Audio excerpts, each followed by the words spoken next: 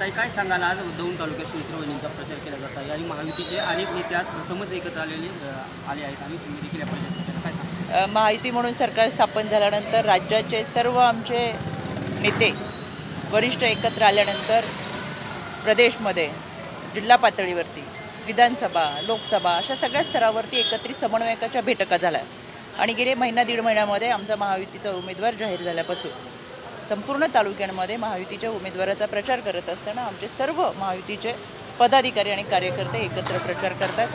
दौंड हे माझं माहेर आहे, एक माहेरवाशीण म्हणून मी आज आदरणीय सुमित्रा वहिनींच्या प्रचाराच्या निमित्तानं या ठिकाणी उपस्थित राहिलेत आणि मला समाधान वाटतं की माझं माहेरवाशीण म्हणून हे सगळं कुटुंब आज मला एकत्र दिसतंय आणि वहिनींचा प्रचार सुरू आहे।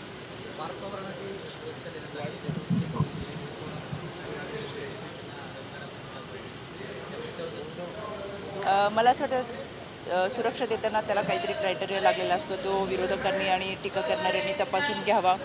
प्रत्येक वेळेस काहीतरी दररोज सकाळी दुपारी संध्याकाळी परत पहाटे एकदा टीका करायची आणि सातत्याने टीका करून आपण प्रकाश झोतात कसं राहायचं हा काहींचा अजेंडा असतो। कारण की आपण काही कामं केलेत, लोकांच्या कल्याणाचे काही विषय घेतलेत का आणि काही समाजाची कामं होतील असे काही विषय त्यांच्याकडे बोलण्यासारखं नाही, हे दुर्दैव आहे की आम्ही लोकांसाठी काय करतो हे नसल्यामुळे केवळ अशी विधानं करून चर्चेत राहणं असा एक कलमी कार्यक्रम त्यांचा चालू आहे। त्याच्यामुळे फार गांभीर्याने त्यांचे विषय घ्यावेत असं मला वाटतं। ताई, काल सुप्रिया सुळे यांचा अहवाल सादर झालेला आहे। विरोधकांकडून अनेक दिवसांपासून टीका केली जाते की खासदार निधीतून अनेक कामे झाली नाहीत, पण मोठ्या प्रमाणात काल कामे त्यांनी झाली। अतिशय महत्त्वाचा महाराष्ट्राच्या जनतेचा आणि विशेष करून बारामती लोकसभा मतदारसंघातल्या जनतेसाठीचा महत्त्वाचा प्रश्न तुम्ही विचारला आहे। यामध्ये गेले 15 वर्षामध्ये दादांनी जी काही कामं केली बारामती लोकसभा मतदारसंघात, दादांनी केलेली कामं आम्ही जनतेला सांगायचो आणि खासदारांना मतं मागायचो।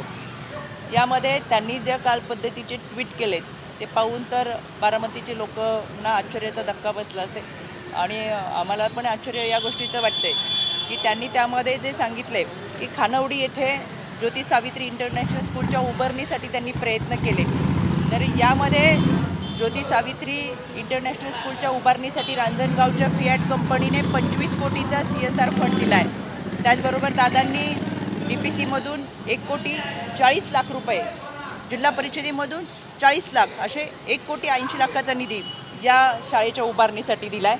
दुसरी गोष्ट, राजगडच्या पायथ्याशी असलेला महाराणी सईबाईंच्या स्मारकासाठीचा निधी जो दिला आहे तो दादांनी वित्तमंत्री म्हणून दिला आहे। याचा पाठपुरावा विधान परिषदेचे सभापती आदरणीय रामराजे निंबाळकर साहेबांनी केला, बैठका दादांनी घेतल्या आणि संबंधित समाधीस्थळाची पाहणी जिल्हाधिकाऱ्यांनी आपल्या अधिकाऱ्यांच्या समवेत करावा आणि त्याचा सर्वंकष आराखडा सादर करावा अशा सूचना रामराजे निंबाळकर साहेबांनी दिल्या आणि यामुळे हे स्मारक आता उभं राहते।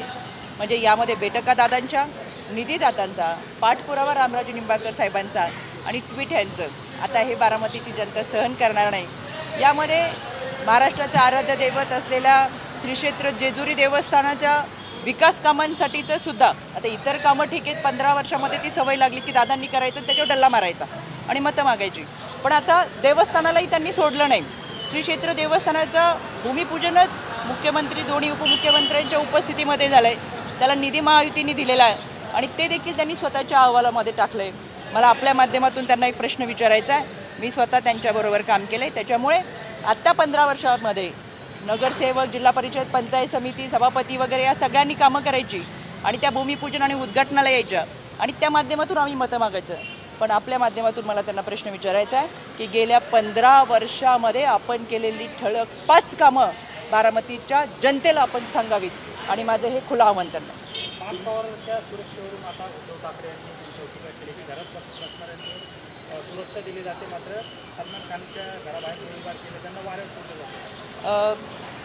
आपण पाहिलंय उद्धव ठाकरे साहेब किती फिरतात, ते स्वतः घरात बसून कारभार पाहत असल्यामुळे त्यांना कावीळ झालेलं सगळं पिवळं दिसतं, ते त्यांच्यावरून इतरांची पारख करत असते।